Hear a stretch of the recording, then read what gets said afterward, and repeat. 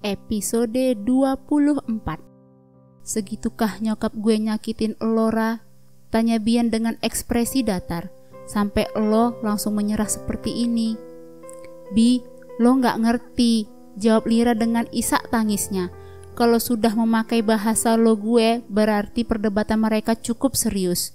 Karena gue gak ngerti, harusnya lo ngomong sama gue, Ra, ucap Bian dengan suara sedikit meninggi. Bian, seru Dion ikut bicara karena Bian mulai menaikkan suaranya. Lebih baik lo diem, ucap Bian dingin kepada Dion. Bi, gue sayang sama lo, tapi gue juga gak mau lo ngelawan sama nyokap lo. Gue gak mau lo durhaka gara-gara gue. Menurut lo gue harus apa, Bi? Tanya Lira dengan air mata yang semakin mengalir deras. Lo sendiri yang bilang gak akan nyerahkan, Ra. Lo sendiri yang bilang kalau lo mau berjuang bareng sama gue, apapun yang terjadi, ucap Bian. Karena gue pikir nyokap lo ngerestuin hubungan kita, Bi, seru Lira. Kalau masalah lo cuma Kak Dion, gue gak peduli. Gue masih tetap akan berjuang buat lo. Tapi ini nyokap lo, Bi, orang yang udah ngelahirin lo dan ngerawat lo. Gue bisa apa, Bi? Gue bisa apa? Tanya Lira. Ra, ucap Bian lalu ia langsung memeluk Lira dengan erat. Bahkan acara pertunangan lo udah disiapin semuanya, Bi, sama nyokap lo.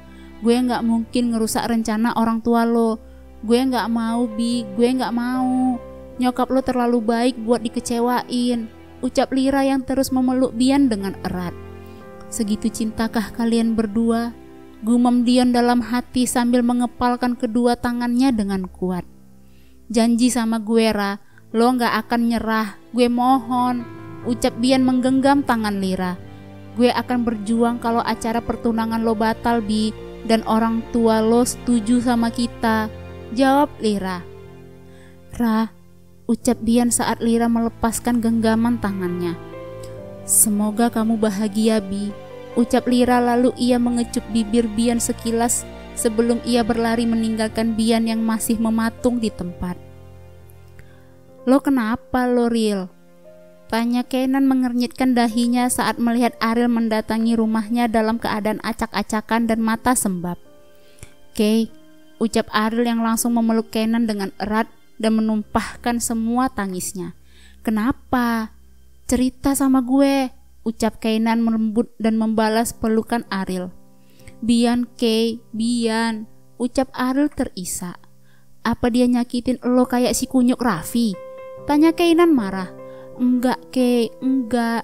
Bian gak nyakitin gue, tapi gue yang nyakitin dia, jawab Ariel. Maksud lo? Tanya Kenan bingung. Sini duduk dulu. Kenan mengajak Ariel untuk duduk di sofa agar bisa membuatnya lebih rileks saat bercerita.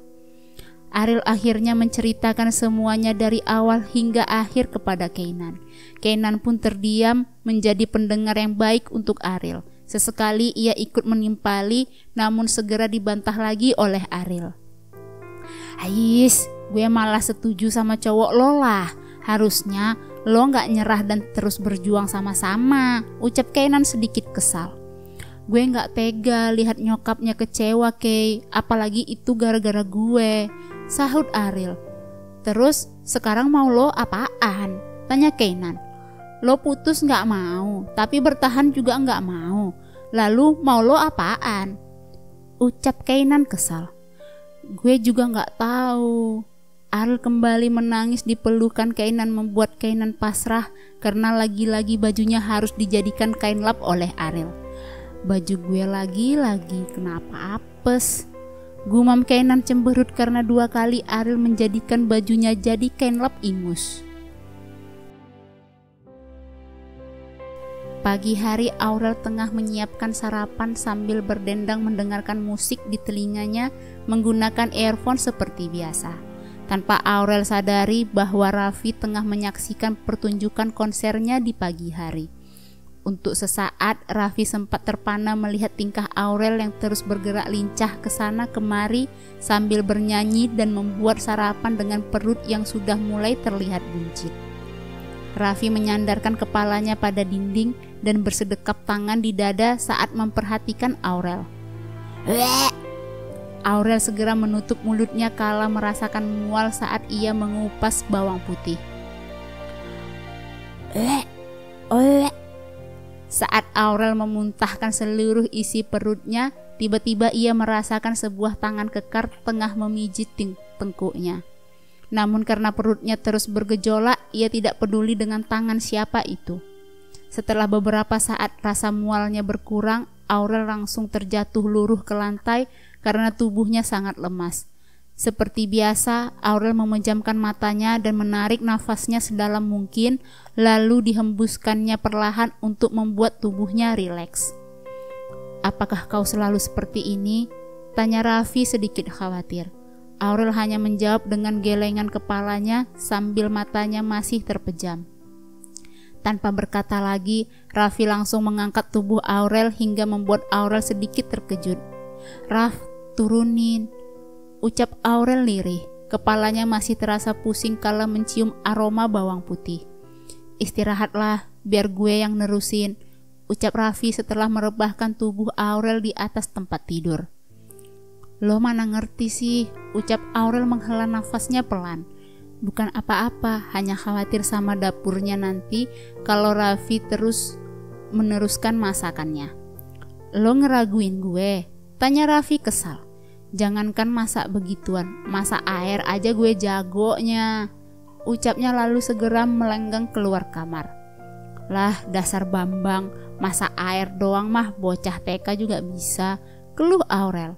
Lalu ia segera memejamkan matanya untuk tidur.